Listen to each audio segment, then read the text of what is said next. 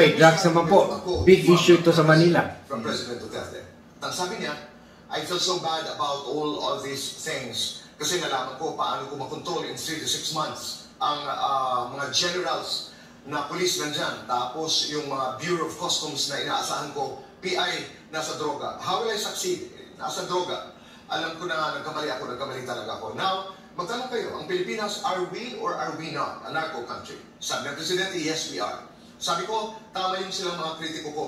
Sabi mo, noong nagpresidente ka, 3 to 6 months, hindi ko alam pagpasok ko, Davao lang kasi ako. So ang template ko, Davao, may droga. Pero sabi ko, maglaro ka dun, patay ka talaga. Give me another 6 months. That self-imposed time of 3 to 6 months, well, I did not realize how severe and how serious the problem of drug menace in this republic until I became president. Ang tatanungan, you're applying to be the president of the country. Mayor Isko, how much do you know about illegal drugs in the Philippines? Gaano kalala ito? Ang Pilipinas ba ay isang narco country o hindi? Depende sa iyong pagkakaalam tungkol sa problema ng illegal drugs dito sa Pilipinas. Ano ang programa mo laban dito? Well, unang-una hindi ako naniniwalang narco country tayo. Unlike yun. At the time ng Colombian era, in the 70s, 80s, we have not reached that way. I mean, that far. But there is drugs, and it destroys family, community, and of course a country. It can destroy a country. Now, in fairness, and I have to give credit when it's due. Correct. In fairness kay Pangulong Duterte, talagang halos hirap na hirap, kung hindi nawala, halos mawala yung droga sa kalsada. Nung mag-mayor ako, meron lang akong isang rule na, the way I grew up in the street. Kaya ako, hanggat maaari, talagang dinidiplomasya ko. Na basta ako, zero tolerance, non-negotiable. Drugs is drugs. If you commit it, commit. Pero hindi niya pinapatay yung mga adik po. Mga pusher po. Kinukulong. Halawitin ka namin. Kukunin ka na. And we are certain about. Kaya ang drugs sa Maynila, talaga, nagsabsab. Almost, masasabi mo, hirap na hirap silang bagdi. Then, the second thing that I have to give to President Duterte, nawala yung manufacturing sa Pilipinas. Kasi nung dati, tama po yun. Dito may mga nahuhuli sa Paco, sa subdivision, sa mga posh subdivision, nagpaplanta ng droga. But the problem with that, nawala nga yung clandestine na operation ng manufacturing of drugs. But the thing is, one thing that I found, ba't nang dumarating dito? So there must be something wrong with our borders. There must be something wrong with our ports. So, kasi, kung wala na yung manufacturing, hirap na magbenta. Bakit kung dumating at mahuli namin 48 kilos, 40 kilos, 5 kilos, nahuhuli namin malalaki kasi nakapackaging na. So, I think it's high time for us to address our boundaries, our entries, the port of entries. Then, pag wala na nagpaplanta, wala na pumapasok, then, naturally, walang available na drugs. Seriously, would you continue the war on drugs? Why not, President? Why not? Anong pagkakaiba? Tama. Anong pagkakatuloy mo? Anong pagkakapareho? Interesting question. Panagutin kita sa mata ng batas. Tama. Hindi sa batas ng sino man. O ng pulis. Sa mata ng batas. Which we are doing. And we will continue to do. Walang salvaging execution sa Manila. Will it be bloody? No. Well, sorry to say this. Things happen. Officially, within the rules. Pero, at the rate we're going, officially within the rules. Yeah, kasi inkwentro. Wala kang napatayan niya ako ng pulis Inunahan pa yung pulis ko Okay. Then there are incidents. Pero, ito maganda dito. I can honestly say to you, at 97% nahuli namin buhay. Walang EJK po sa Manila. Totoo yan. So, merong prototype na dahil I grew up in the streets, I grew up with criminals, I grew up with that kind of environment. Galing. Ako ba mismo Talino talaga. pulisan kung paano siya sakutihin. having grown up with the criminals, having grown up in the streets, and I know your story, nakatikim ka ng drugs? Never. Not solvent, not Tama po yan. chabu, not damo. Strict yung nanay niya. Suplex, pidol, corex, tapos cocaine. Mayor, bakit? Ayoko. Kasi masisira ang ulo mo eh. So, solving kang ganyan, nagrarami ka, tutoy. Bakit alam mo doon, bata ka na nasisira ang ulo mo? Nakikita ko sa mga kababata ko eh. Tama. Saka kaya nga ako nagbasura, kaya nga ako nag-sidecar boy, kaya ako naghanap buhay. Kasi gusto ko chicha. Hindi adik. Ayoko. Nakita ko yun araw-araw eh. Yung dadang ka sa eskinita, kaya ka nga tusukin ng bolo eh. Sa litang eskinita. Maamoy mo, damo. Tapos sa turn up, makikita mo yung mga taon to, kung di namatay, nasa mental hospital. So, nakita mo na. Kaya ayokong gawin. Kaya never, ever, not a single drop, or taste, or even curiosity. Hindi ka na-pressure ng mga kaibigan? Well, salamat sa Diyos. Dahil ayoko talaga. Mahirap You talaga. talk about ports, mabilisan lang. How will you do it? You talk about ports, na doon pumapasok yung droga. And alam mo kaya, first time, mag-i-appoint ako Navy ang ating national defense. Ito alam ito lang, archipelagic country. Let's talk about the Philippine debt. Utang. Yan, maganda yan. Magaling si Mayor sa finances. Nang matapos ang termino ni President Era, ang utang ng Pilipinas ay 2.6 trillion pesos. Matapos yung Arroyo administration, umakyat ito sa 5.1 trillion pesos. Umabot sa 6.5 trillion pesos nang matapos ang termino ni President Aquino. End of November 2021, ngayong administrasyong Duterte, ang total Philippine debt is 11.93 trillion 13 trillion na ata yan. Mali si Boy. Hindi pa pinapanganak, nagbabayad na dahil sa laki ng utang ng Mga 100,000 kada Ang isa. aking katanungan, kung ikaw ay papalaring manalo bilang presidente ng Pilipinas, how do you intend to pay the national debt? Well, one, we must pay. It's an obligation. Tama. And there is no shame if the state will borrow money. It's part of business. It's part of... Kahit Amerika ka, naghihiram sa China eh. A hurting economy. Because you need to stimulate our state. Ay, itong ating bansa. Dahil sa sobrang ginigiba tayo ng pandemic. There is no bad thing about the state, the LGU borrowing money. As long as it provides opportunity and business. At may resibo. So, ibig sabihin, kailangan may balik. Kaya mo siya ginagawa dahil gusto mo lang i-stimulate ang like he did in Manila. But, I think we can still pay. Kasi hindi ka naman papayagan, pagutangin, kung hindi mo pa kaya magbayad. Meron naman yan may cap naman yan. Debt to GDP ratio. Bukod doon, talagang sasabihin naman sa iyan, masisiyasat ka lalo na kung International Monetary Fund, mga foreign organization.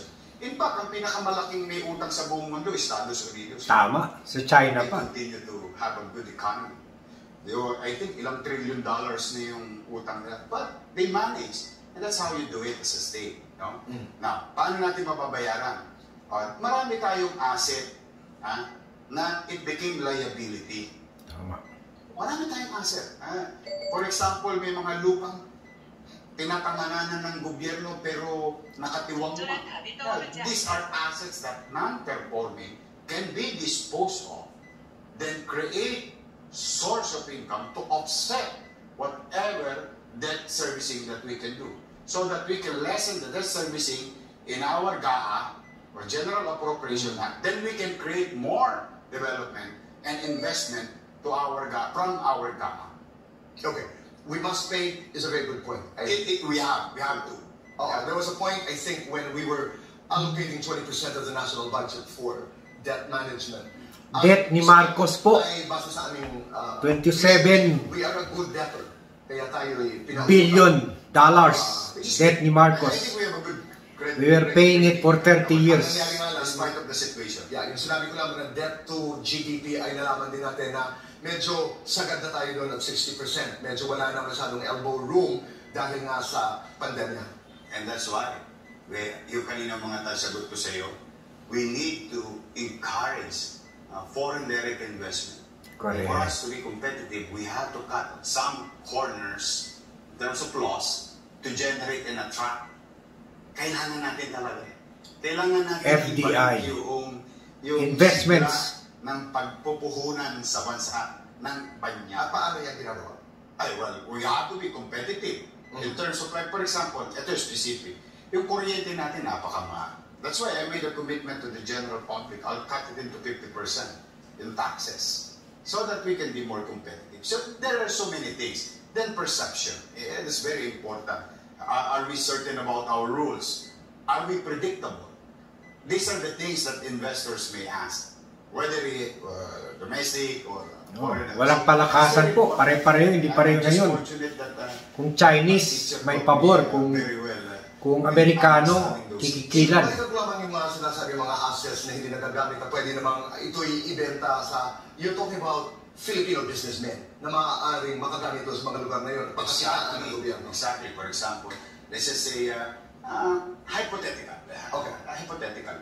I have 480 hectares of Ninoy Aquino airport.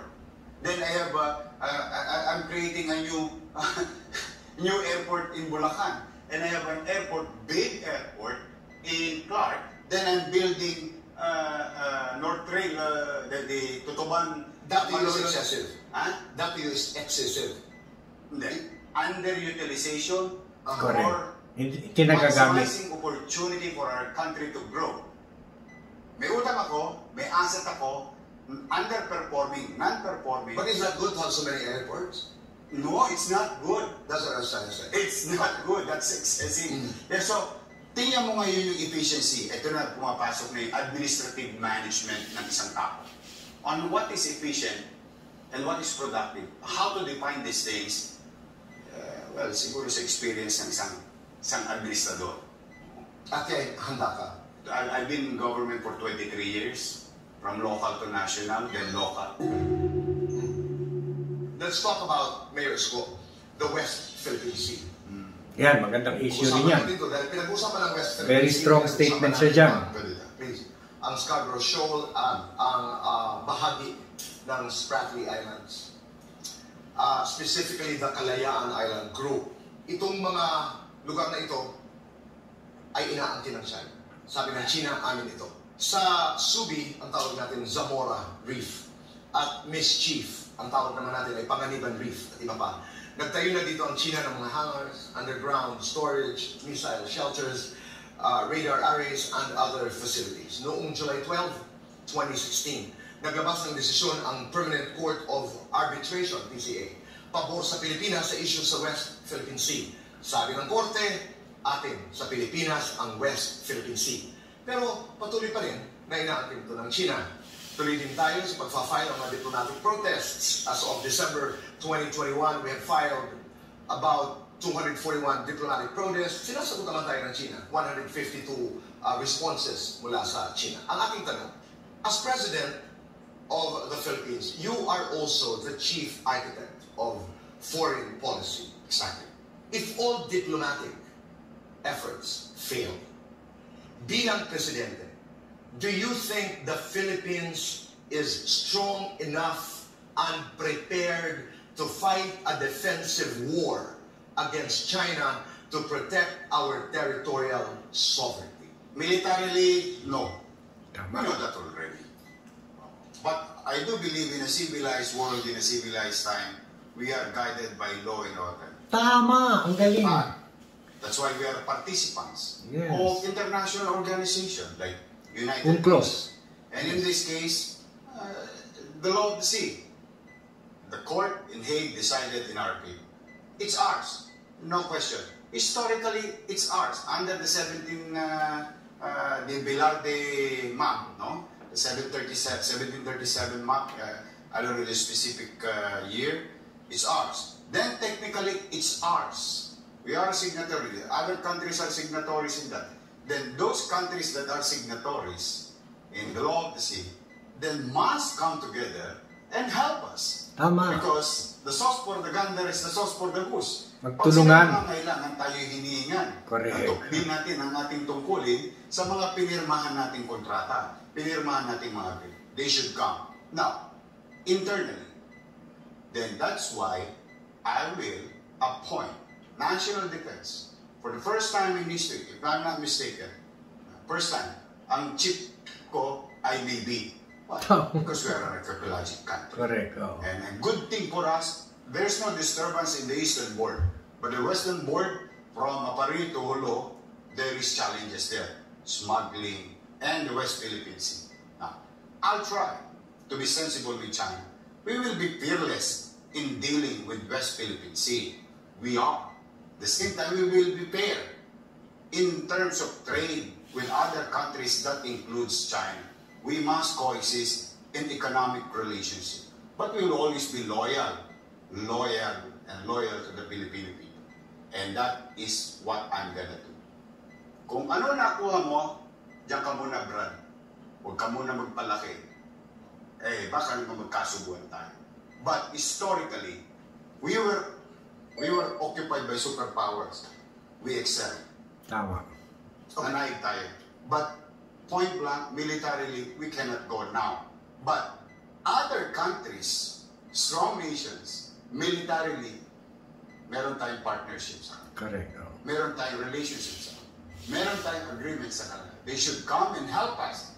That's where and now, this is high time for us to show proof of the world and their relationship towards us. Maraming interesado sa South China Sea dahil about 5.3 trillion worth of shipborne trade dumadaan dito. Kaya America, Australia, etc. I think that's knowledge available to all of us. Yung liit naman ng bayan, I'd just like to make reference. I'm not saying I'm for war, but in 1979, Vietnam fought a bloody war, not about the West, that's the South China Sea, but about border. Yes. Ang akin lang, Mayor Isko, ay, okay, sinabi ng tribunal, halimbawa, sa Pilipinas yan, di naman nakikinig ang China eh.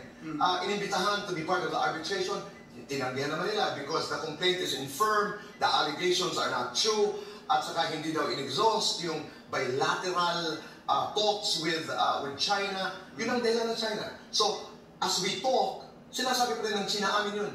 So what do you do? Well, you keep on claiming it's yours. Correct. But as far as we're concerned, historically it's ours. Hindi pareho ngayon, parang iniwan na ni President Duterte yung and agreements, it's ours. one na yan, yung winning natin doon. Pabor doon sa decision. Ang ginagamit na ng China yung historic rights daw nila. Tayo naman ang ginagawa. May gas line in 1940s, then the Vilar de Mac, the Portuguese, the Dutch, the Spanish, ang ginagamit na ng the United Nations Convention on the Law of the Sea. Na nagsasabing this is well within the 200 nautical miles from the outermost island of the Philippines. Pero wala ng China. Bilateral talks lang ako, ayoko ng arbitration. So, and that is my question to UN. What are you doing? Yeah, ang galing ha. Tama, wala pa nagtatanong nun. What are you doing? That's why, when there so you don't go to the United Nations and depend on the UN. You are part of it. Yeah, ask them to do something about it. You are a member. Yeah? You agree. Hindi po pwedeng palakihan tayo ng muscle dito. That's why I told you. In a civilized world, in a civilized time, we are guided by law and order.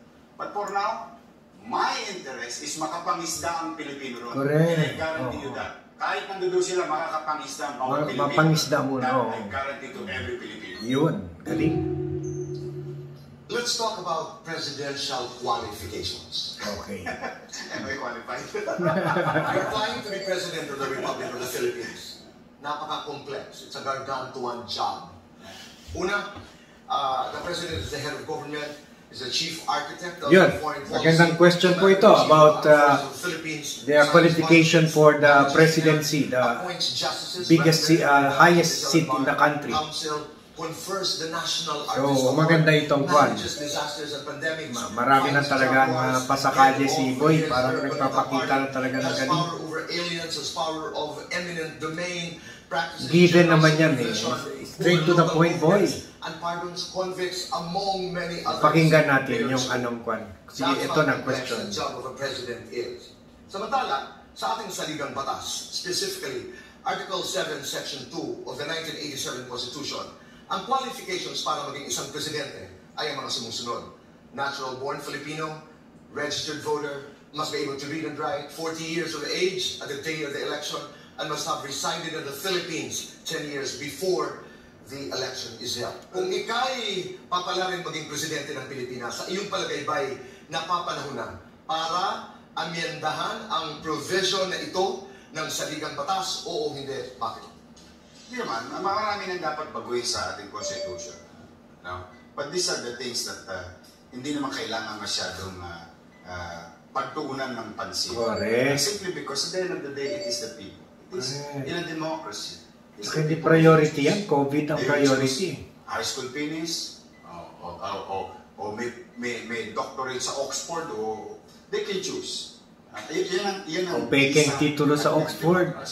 And I think what we should go after is paano natin gagawing mas mature yung ating mga mamamayan sa pagsisiyasat sa ating mga kandidato. O paano tayo magiging responsableng mamamayan sa pagpili. Kasi ang kwalifikasyon, ako naniniwala ako, yung dapat may prueba. Hindi yung ginawa ng tatay ko, kaya gagawin ko, yung ginawa ng asawa ko, si Marcos. Hindi yung ginawa ng kamag-anak nila. My father did, my mother did. When we needed you most, what have you done for your fellow men? Tama. For you to be voted as the head of the state or being a president. Yung prueba is a very good qualification of any candidate because you can dream of so many things. You can think of so many things. You just sit in one whole day in a room, you can think of a lot of things. These are what you call lip service. But wala kang karanasan, hindi mo nga alam makatapayuan ng paano kumalaman sikmura, at alam naman natin na napakarami sa demografiya ng ating bansa, yun ang nararamdaman. Then how can you relate? You can always choose words. You can sugarcoat things. You can choose better words to describe a particular members of the society. But wala yun. At the end of the day, where were you? What have you done? Tumbok. And I think that's what matters most. More than the education, more than what... Education is it. Panalo ang sagot. But you can learn that.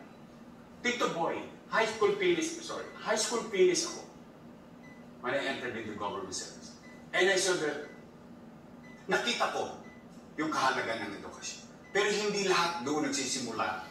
Ang nagsisimula ang pagiging leader, yung ikaw bilang tao, na uunawaan mo ba yung kababayan mo, yung sasakupin mo, yung paglilingkuran. Pero itong mga sinasabi mo na nasaan ka nung kailangan ka namin, yung karanasan, if I'm getting you right, are you willing to amend the Constitution at i-include itong karanasan bilang bahagi ng qualification? Nandun na yun. That's a good point. That I agree with you. Diba? Kasi may mga peculiarities sa bawat bayan. Halimbawa sa Myanmar, hindi man ako agree, isa ngayon sa kanilang qualifications ay dapat hindi ka mag-asawa ng foreigner dahil may kinalaman kay Aung San Suu Kyi, di ba? Indonesia, high school graduate. Turkey, parang higher education. Alam mo magandang ginagawa, magandang pamantayan, yung sa justice system natin. Bago ka maging judge, may X number of years ka na nagtrabaho. Great Britain. Bago maging prime minister, you have to be an MP. Exactly. So, meron kang pwedeng dagdagan. Huwag mo nang baguhin. Kasi kawawa naman, yung isang magsasaka sa bundok ng Tralala, nagsikap siyang maigi, iraos yung kanyang anak. At yung kanyang anak, naging mabuting mamamayan. Nagsikap at bigla naging leader. Mawawala ng pagkakataon na maging leader na ng bansa. Mali yun. Nakapag-usapan lamang natin dahil naalala ko ang sinabi ni the late Senator William Defensor Santiago na ginagalang natin ang gusto. Sabi niya, pag nag-a-apply ka nga bilang police officer, nire-require ka na college graduate. Ano pa kaya ang pagiging presidente na napaka-complex? But I guess yes, but kasalanan din ng state. Bakit? We didn't make education available to everyone. Tama. Saan ka nakakita? Ang makapagkolehiyo ka, kailangan mo lumuwas ng Maynila. Ilan kayo dito, boy? Sorry, mas lamang ang edad mo sa akin, ha? Ilan kayo pumunta sa Maynila para mag-aral sa Maynila? Exactly. That's my point. So, bago natin i-claim, pataasin ang standard ng educational attainment ng isang kandidato, we made sure that education is available to any John Doe and Mary, Pedro and Petra. Para walang dahilan, ba't hindi ka pa nag-aral? Libre na nga. Ba't hindi ka nag-aral? Gusto mo palang maglingkod. So, sa akin, okay ang pag-aaral, Tito Boy. Pero at some point, may kasalanan pa tayo eh. So, punan muna natin yung kasalanan nang mawalan ng dahilan ng isang tao hindi makapag-aral. Kung yun ang argument. No, I was not referring just to the education. Yung mga ibang requirements na peculiar sa bawat bayan. Tapos na tayo sa ating 10 katanungan. Punta naman tayo sa personal issue-based question na... Okay, interesting issue. Magtatanong, you have 60 seconds to answer. Interesting portion po, yung personal issue. In 2007, Mayor Isko, you ran for Vice Mayor under Ascenso Manileño. 2010, nagsanib puwersa kayo ni former Mayor Alfredo Lim. In 2012, iniwan mo ang National Party. Tungkol sa di umanong political butterfly. Tingnan natin yung sagot ni Mayor Isko. Laban sa dati mong kapartido na si Mayor Lim. Although sinagot na niya po ito kay Jessica Soho. Pero let's see how we will answer this question. Ang partido ay galing at puso. And you were also an adopted senator by Senator Bongbong Marcos' party. Kung hindi ako nagkakamali. 2019, you ran again under Ascenso Manileño. You can answer that. Because your critics accuse you of being a political butterfly. What do you have to say? Okay. Now, I'm one of the founding father of Ascenso Manileño. I've never left Ascenso Manileño. Correct. Parties that you're mentioning is alliances from the local party which I belong and founded with Danny Lacuna as president and chairman.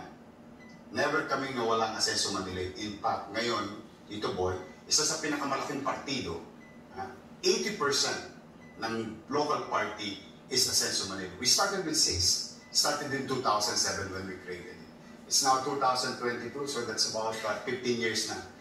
And we continue to be Ascenso Manileño. And never ko naging party mate Sierra, si Lig, kasi nag-a-alliance kami. Kaya mali yung po sinasabi na political butterfly. With all honesty, you know, I would rather, if I may borrow, my loyalty to the party ends where my loyalty to the people begins, sabi ni Manuel Quezon.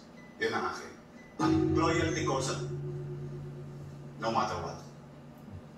Loyalty sa tao. Maraming salamat, Mayor Isko. Ngayon naman ay gagawin natin ang political fast talk. Fast talk. Political fast talk po. 60 seconds. Tingnan natin. Sige, tingnan natin. Okay. We begin. Mayor Isko, bakit hindi dapat iboto si Senator Lacson? Senator Lacson? Pwede naman boto rin. Senator Pacquiao? Mabait naman siya. Okay naman. Okay. Bakit hindi dapat iboto si VP Lenny? Maghihiganti sa mga Marcos at Duterte. Bakit hindi dapat iboto si Senator Marcos? Maghihiganti sa mga Dilawan at Pintuan. Klaro. Ikaw ang dapat iboto. Hindi ako maghihiganti kayo naman. Ang galing ka ito, Pesang. So, sa dami ng problema, sa bilis ng problema, kailangan natin ng mga tunay na solusyon at mabilis na aksyon. That I can do in my own little. Maraming salamat. The best answer. Let's go to the final question. Okay, final question. You have 60 seconds to answer this. Wala akong follow-up. At narito ang katanungan. Latag muna ito, Mayor Isko. March 19, 2018, President Duterte withdrew the Philippines from the Rome Statute. When the withdrawal took effect on March 2019, the Philippines was no longer a member of the international Ito yung kaso ni Duterte. The withdrawal happened matapos si anunsyo ni then ICC prosecutor sa ICC. Yes. Ang pagbubukas ng preliminary examination sa Pilipinas with respect to the alleged crimes against humanity na nagaganap sa bansa dahil di umano sa war on drugs. The President has threatened to arrest the ICC prosecutor if she conducts activities dito sa Pilipinas because we are no longer an ICC member and the ICC has no right to do any investigating. On November 10, 2021, the Philippine government requested a deferral of the ICC's request for examination under the principle of complementarity, claiming that the country had begun its own investigations. The current ICC prosecutor, Karim Khan, in a document dated November 18, sabi niya they will temporarily suspend its investigation into the Philippines as it assesses the scope and effect of the government's request for deferral that cited the investigations being done by the DOJ. Human rights advocacy groups are urging the ICC to proceed with the investigation to not further delay justice for the victims. Tanong, Mayor Isko. Sumulat, hypothetical, ang ICC prosecutor si Karim Khan at nagre-request, Presidente Isko, pwede ba kami, ako at ang aking team, pumunta sa Pilipinas para simulan na ang preliminary investigation sa di umano'y mga krimen laban sa sangkatauhan na may kinalaman sa war on drugs ni President Duterte. Bilang Presidente, ano po ang inyong gagawin? Papayagan mo ba sila pumunta dito sa Pilipinas? Oo, hindi. Bakit? Welcome kayo rito. Wala man tayo tinatago. Yan. The system continues to work and it's effective. Let the law take its course. Nothing to hide. Nothing to hide. You come here, investigate, do what you have to do. We must continue to recognize our agreement. Correct. We are a signatory of this agreement, whether it is ICC, Hague, United Nations membership. We must continue to recognize and welcome these people. So para na sa ganoon, bumalik ulit tayo doon sa status na, wala naman tayong ikinukubli. Saka walang dapat kabahan ng sino man kung wala ka namang ginawang kasalanan. So welcome na welcome siya sa akin. Mayor Isko, maraming salamat. Thank you, thank you. Thank you for your time. Ang galing ni Mayor Isko. Maraming Parang salamat. God bless you. May awa ang Diyos. Thank you. Maraming salamat. At sa inyo pong sumama sa amin ngayong gabi sa aming pag-uusap kasama si Mayor Isko. Maraming salamat. Kayo mag-iingat. God bless. Mabuhay ang Pilipinas. Nakita niyo na po. So far, iba. Yung mga na-notice nyo po siguro yung mga ibang nag-appear. Marami po mga komento kay BP Lenny at Bongbong Marcos. Hindi po nila natatapos yung mga statement nila at medyo sablay po. At si Kwan pa, si Boy Abunda pa ang tinatapos o nag-fill in the blank sa gusto nilang sabihin. Parang hindi po nila mailabas talaga yung gusto nilang sabihin or kulang po yung pagkaalam nila doon, kulang experience nila. Pero dito po nakikita nyo, si baliktad, si Boy Abunda ang hindi nakakapasok.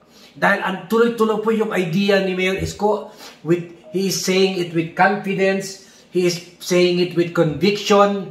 So kitang-kita po who is the real leader na dapat natin iboto. So yun po, that ends the debate. Bibigyan ko po ng analysis ko dito, a longer analysis in my future vlog. Thank you for watching. Don't forget to subscribe to the Vlogcaster Armand Dean YouTube channel and see you in my next vlog.